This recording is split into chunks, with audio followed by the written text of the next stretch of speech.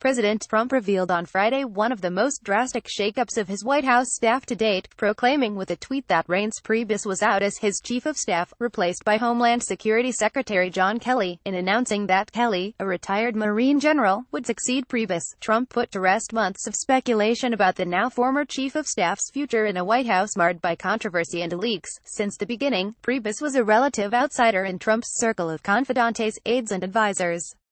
A former Republican National Committee chairman, Priebus was a member of the political establishment that Trump railed against during his insurgent presidential campaign. In fact, Priebus' relationship with Trump has long been marked by ups and downs.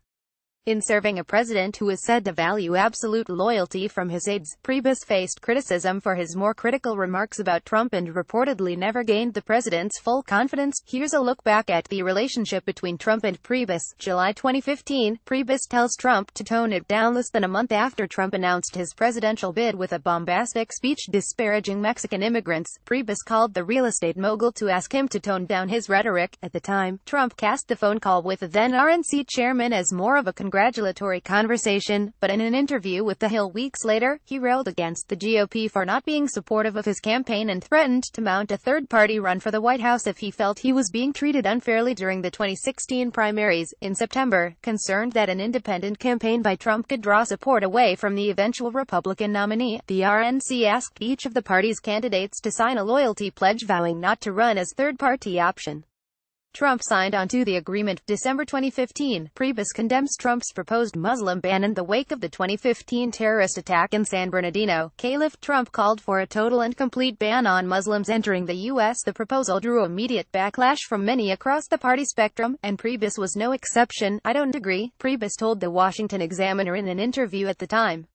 "We need to aggressively take on radical Islamic terrorism but not at the expense of our American values." March 2016, Trump claims unfair GOP treatment, followed by very nice meeting. After an initial loss in the Iowa Republican caucuses, Trump began racking up a series of wins in the GOP primaries, but at a CNN televised town hall event in March, the real estate mogul insisted that he was being treated very unfairly by the RNC and reneged on the loyalty pledge that he had signed months earlier. Trump, however, appeared to drastically change his tone on the party after meeting with Priebus soon after, writing on Twitter that the two men had a very nice meeting and calling for a unified Republican Party. "Just had a very nice meeting with Reince Priebus and Viet Cop.